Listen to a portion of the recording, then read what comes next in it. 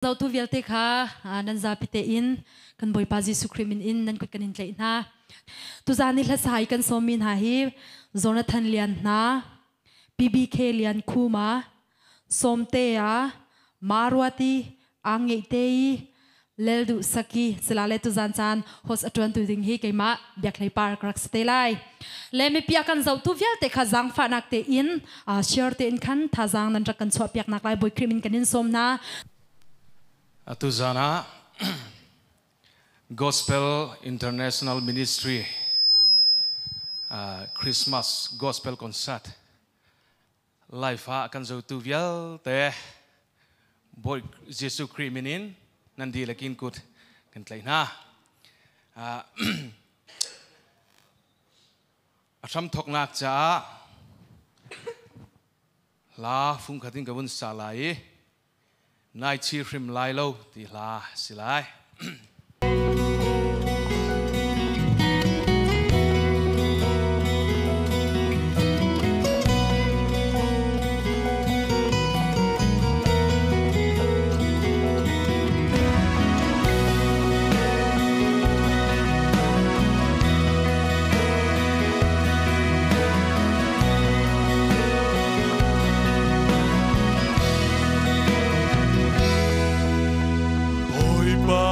Siahi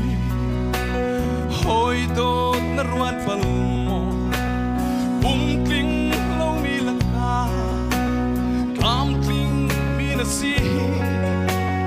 van chia dong mi na le ei chia mi na laka van tra mi na si boy ba sin lo na ya na chim palmo Ona kunene na tefia na tsun na tirit asang lai na lung ai lo na oi pa chat na ni hoi do te pe man lo nai chi shrim lai lo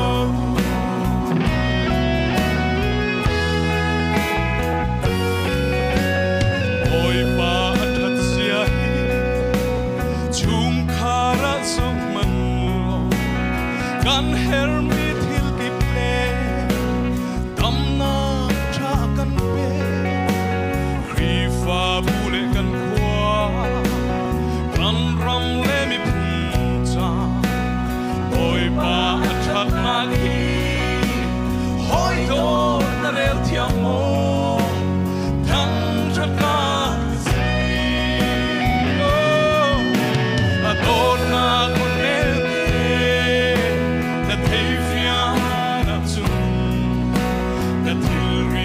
sang lai alung ai lo oi pa that na hi hoi do te ven man lo nai chi rim lai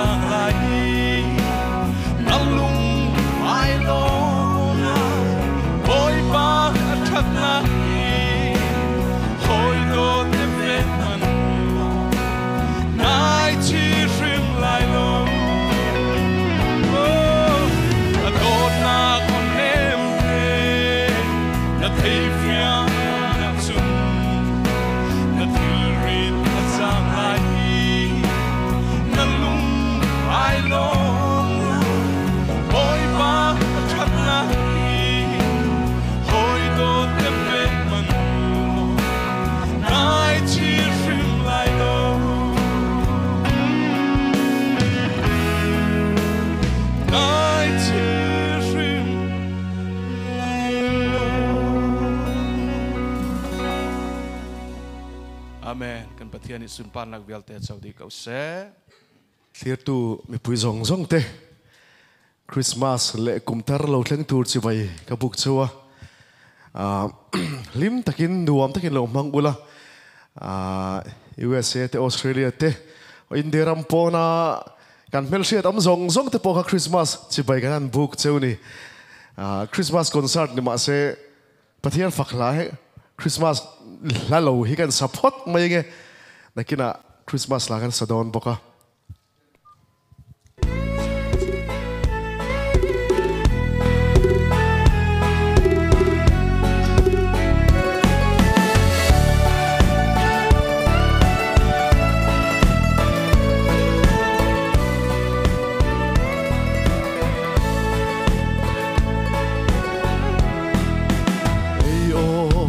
Rol kan ngay lâu liao chan zonga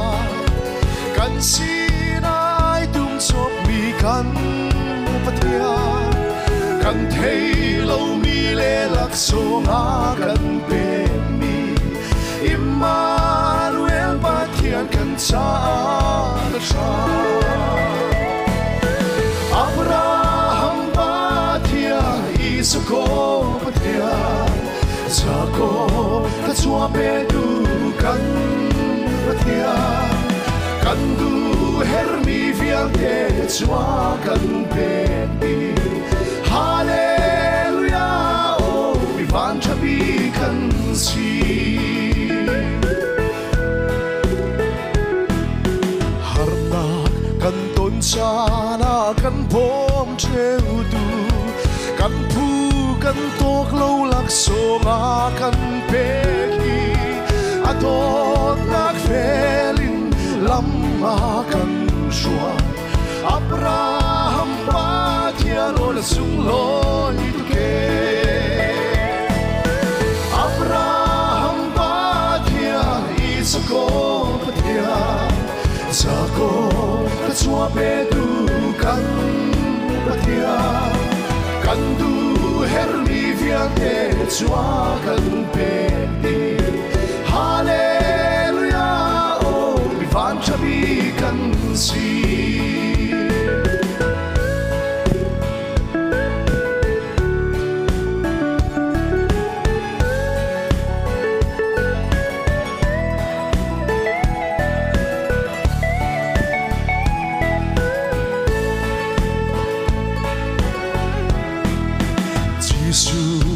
Chuan na ka thâu chuan về cha cái thì chia mi xóa cái thu tóc lâu lắc sông sung mà cá bèc mi chu khát rau thiên lung tắc xa đầm na cá căn bê Abraham patia Isako patia Jacob ta chua pe du kan patia kan du hermi vial te chua kan pe di hallelujah oh mi van chabi kan si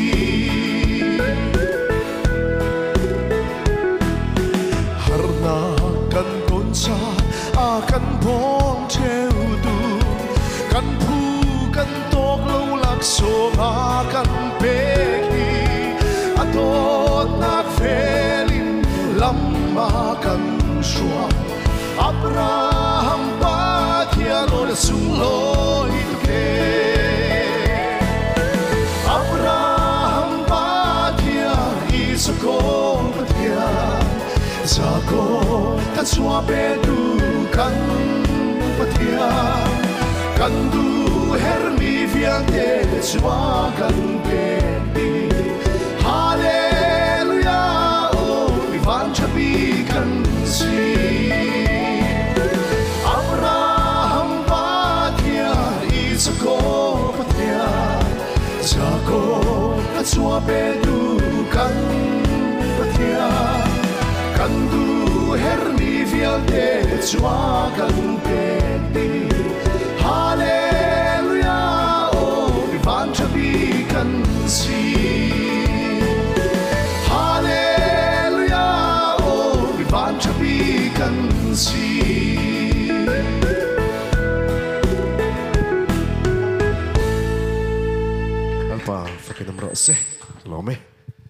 program lo clear tu zong te mun shanga India rampo na achanga lo clear tu te in zawai kanal pai so Krista mingin chibai kabuk chewa hei zan in hun chataka zai rong bol na nei turamin lo som hi kalom em ani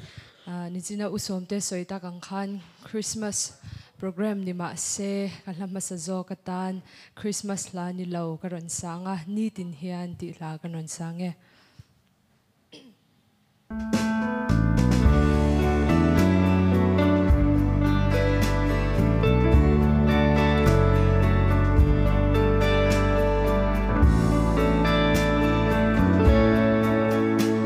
kanun na itlana boral na lakata liama ka omin kal sanlo tinlung na arumpo mangay tu chian cha bersu katani chat na le man so na chiang den ka don hiani nang faglaw hian kamoy silo mo nang mangay sual seli ni tin hian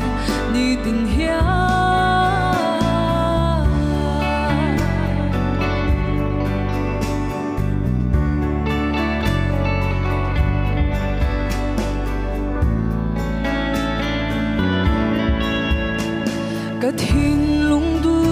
zong te min pe cái chu si lo a dot hang zo min siam re mi chu katan hiani a cha si a cha ber si katani chat na le man so na chiang den katon hiani nang faglaw hian kamoy silo mo nang mangay sual seli ni tin hian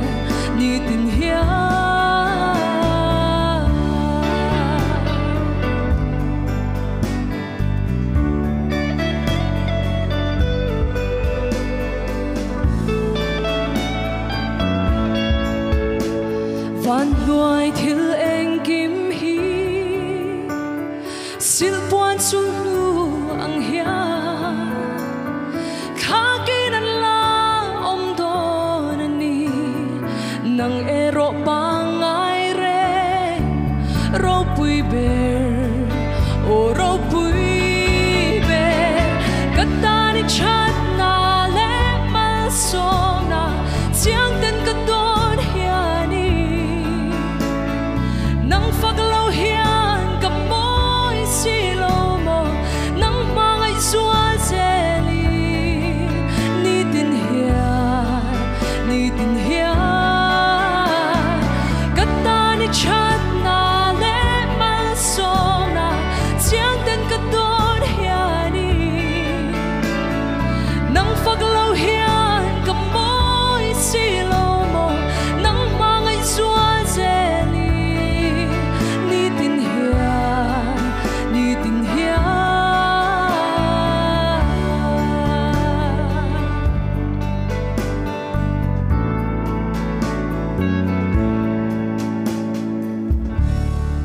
Alparo pui bero se kalome Amasa lai la kan sa toa. Mizo Christmas la kan sa ange.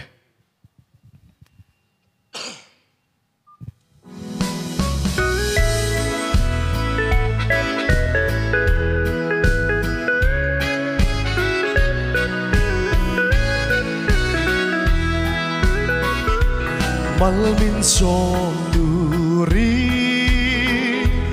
van kwan roare eden kong kar an hong le ta ludrum zion kwa varta long ru min kan tu beram no alo kal Hallelujah, amen. kan turin na local San la môi ri chua lấy hi a hor hi ha e den namu hi lan thâu ta khoi nghe chu lar si chuan ti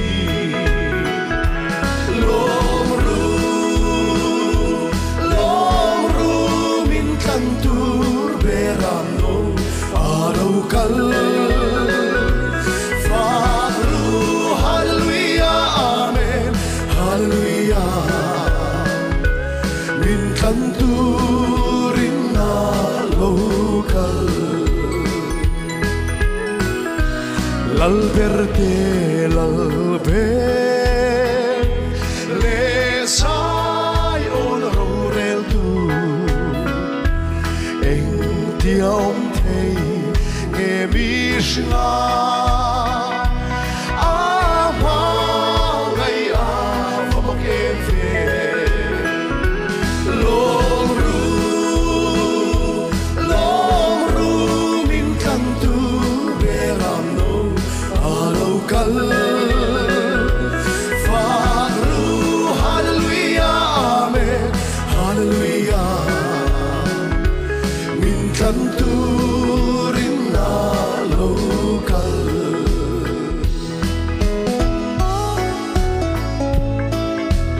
afakla konoru van wisraften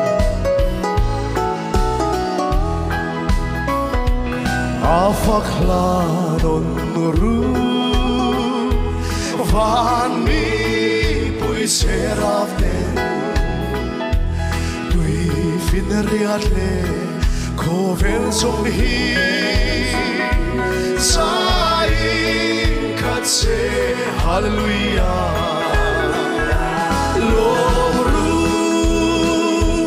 long ru min kan tu beram no alo kal Fatru hallelujah amen hallelujah min kan turin na local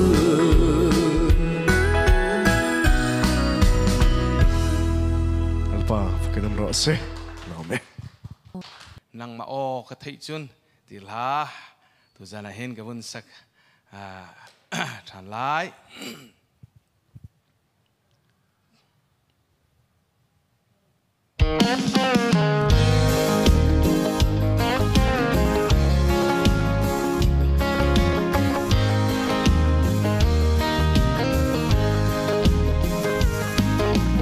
Umharle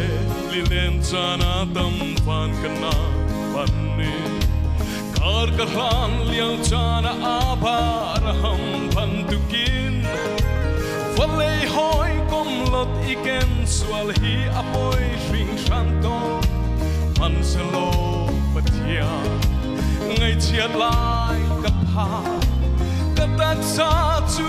har man se ka tharawai lo mo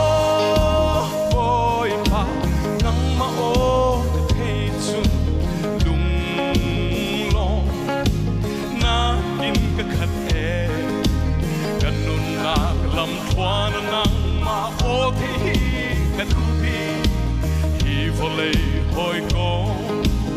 u le au nu ba kan ngei lo song ma apoi lo nang ma he chun kai lo na ka ting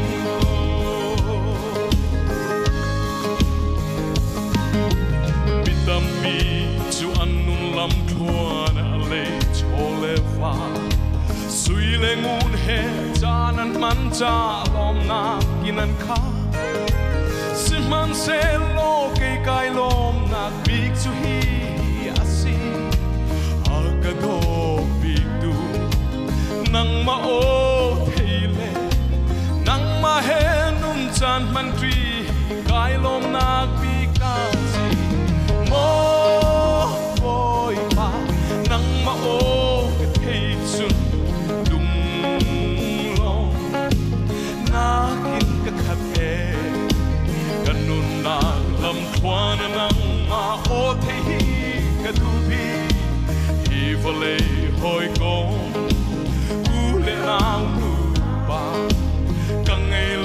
song a poi lo nang ma het kai lo na ka ting ko amen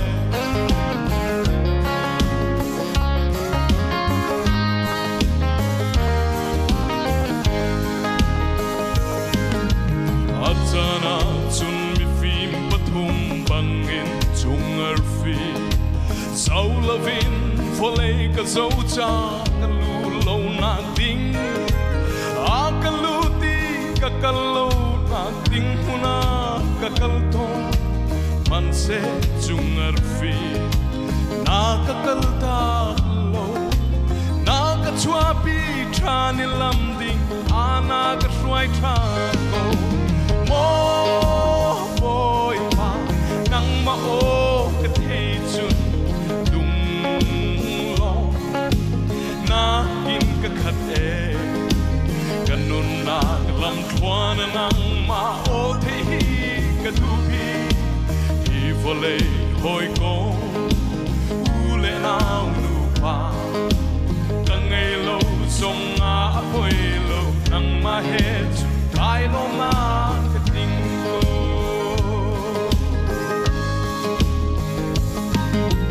so suara ateina chu kan pathian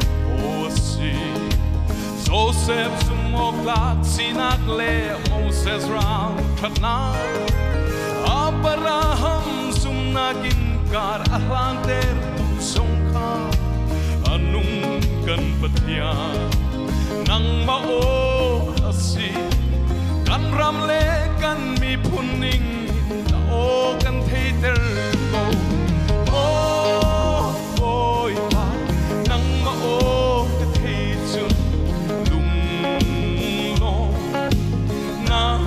khat e kanun na lam thwan nang ma o the hi ka tu bi hi vole hoi ko u le au nu ba kang ngai lo song a hoi lo nang ma he chun kai lo na ka ting hi vole hoi ko u le au nu ba song a poi lo nang ma he kai lo na ka ting ko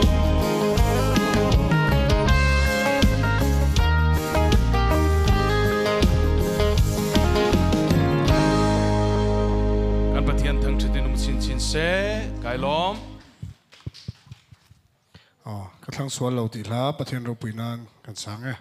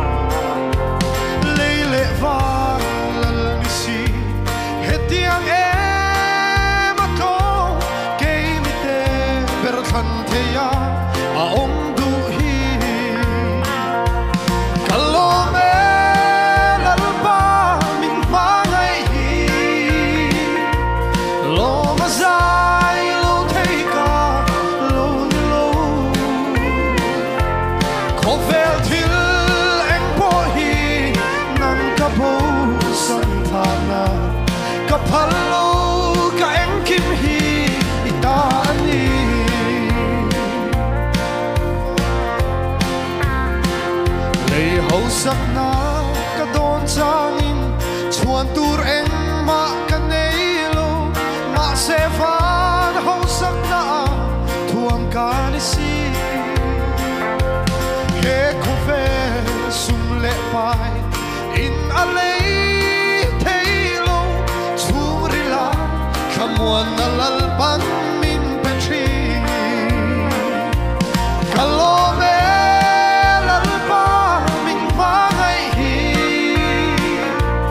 lo ma sai lo thei ka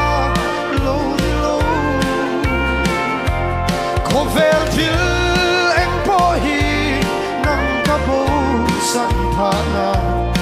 kapalo ka eng kim hi itani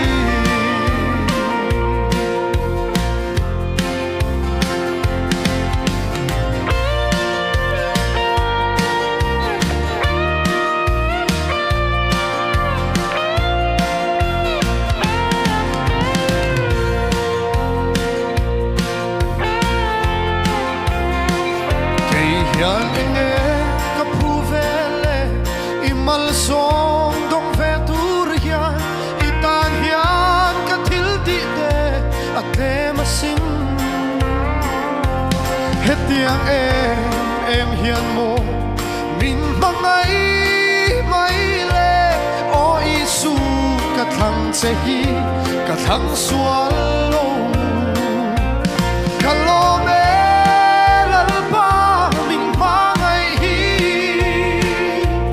lo mà dài lâu thấy cả lâu đi lâu có vẻ thiên em bỏ hi nắng cả bầu sân thana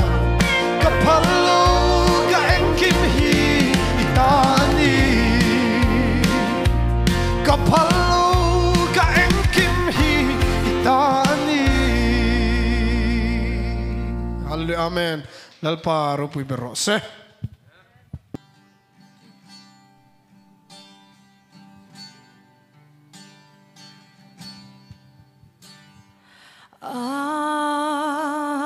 Aizawl thiên gia dây dòng vía te ada nào lệ anu chu vela do mi treo na casa dai te ang hiểu câu dai te ang hiểu câu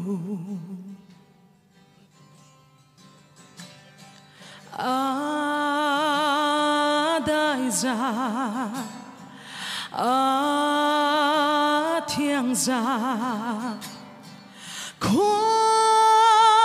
mùi treo đi chẳng tu khao ni van la an thầy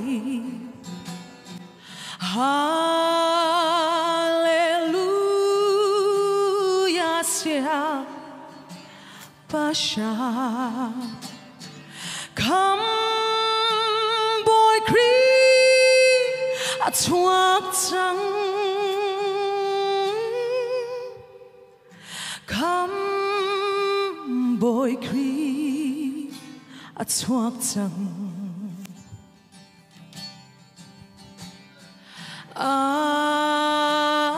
Aizawl thiên gia có rua har fini ni chua xiang pasha ashwa Giêsu kham lắc song an pe kan kham tu a chuak chang kan kham tu a chuak chang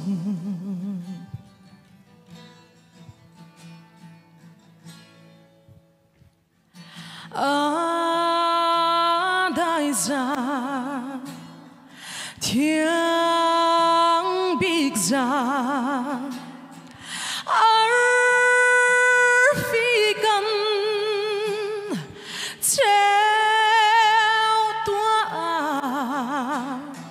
và mi he hallelujah siang pasang thăng cha usi không tu a chuột trăng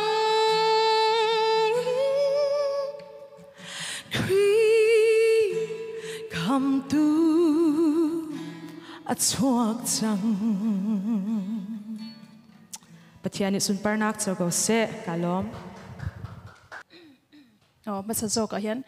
Christmas là cái sắp tanga chọn nuwa là đang karun sa le don ya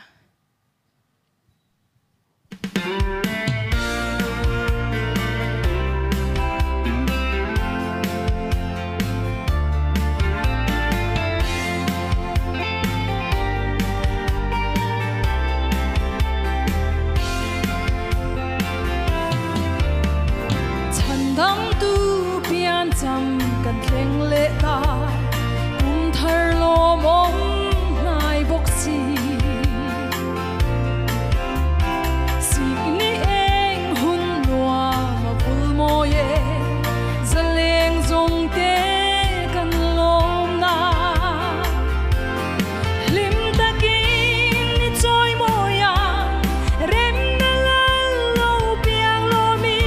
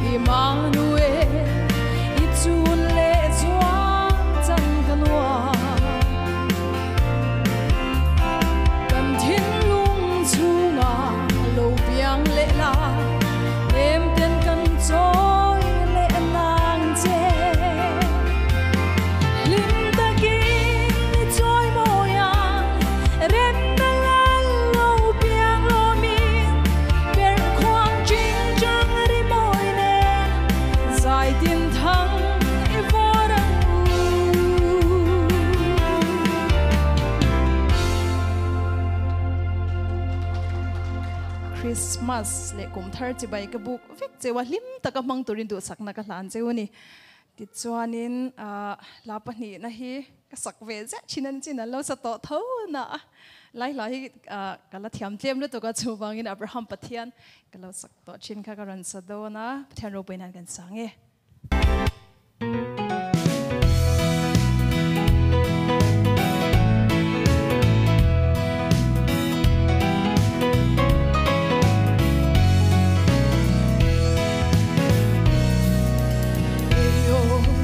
rol kan ngei lo liao chan zonga kan sinai tum chok mi kan pathia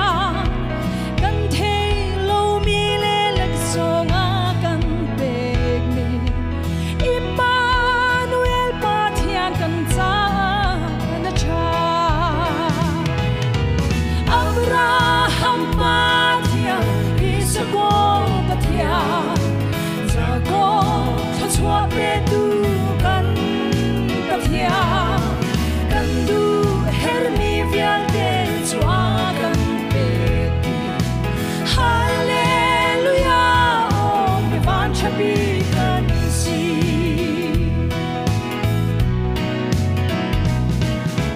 har na kan don cha na kan bong chen tu kan thu kan tok lo lak so nga kan pe gi atot nak velin lamba kan shwa abraham pa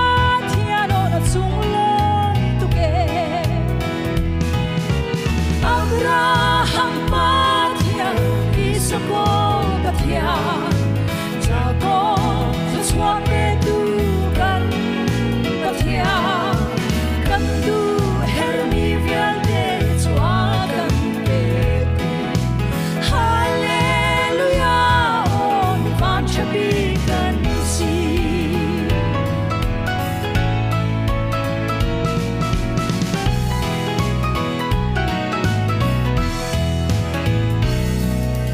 Jesus tho chat na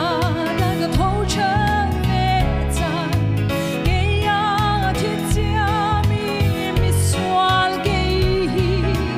hu tok lo lak song sung na kan pe mi chu khai rao thin lung tan sa dam na ga kan pe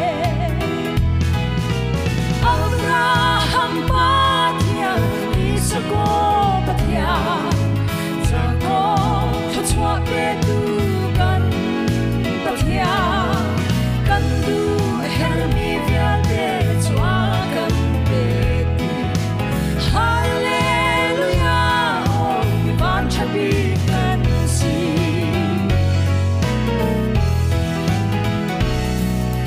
har na kan ton cha na kan bong chen tu kan thu kan tok lo lak so nga kan pe gi atot nak velin lama kan shwa abraham pa thiano na chung loi tu ke abraham pa thian isako ka thia cha ko chwa pe tu kan ta thia kan du her mi vial te chwa kan pe tu hallelujah om mi van chabi kan si abraham pa thian isako ta thia cha ko chwa pe tu kan ta thia kan du her mi vial te chwa kan pe tu hallelujah om mi van chabi kan si hallelujah om mi van chabi kan si